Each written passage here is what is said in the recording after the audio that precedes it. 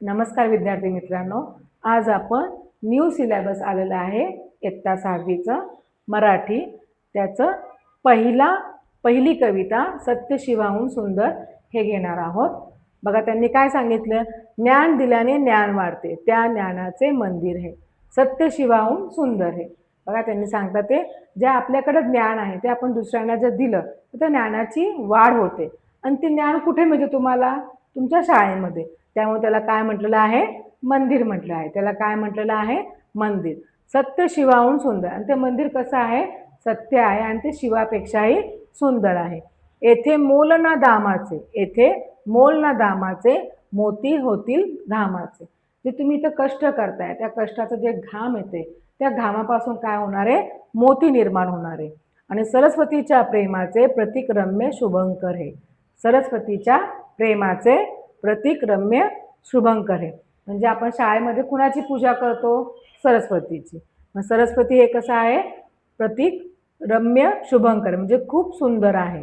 चिरा चिरा हा घडवावा, कळस कीर्तीचा चढवावा। म्हणजे जसं आपण विटा रचतो किंवा विटा रचून एकावर एक ठेवून जसे आपण भिंत बांधतो, तसंच आपलं काय, कळस कीर्तीचा, तसंच आपली कीर्ती वाढत जाणार आहे। अज्ञानी तो पडवावा, थेंब आम्ही नच सागर हे। म्हणजे आपण अज्ञानी लोक आहेत, जे शिकलेले नाही, त्यांना आपण आपल्याकडचं ज्ञान त्यांना दिलं तर त्यांचं ज्ञान, आपलं ज्ञान सुद्धा वाढणार आहे आणि त्यांनी पण काय होणार, त्यांच्या ज्ञानामध्ये भर पडणार आहे।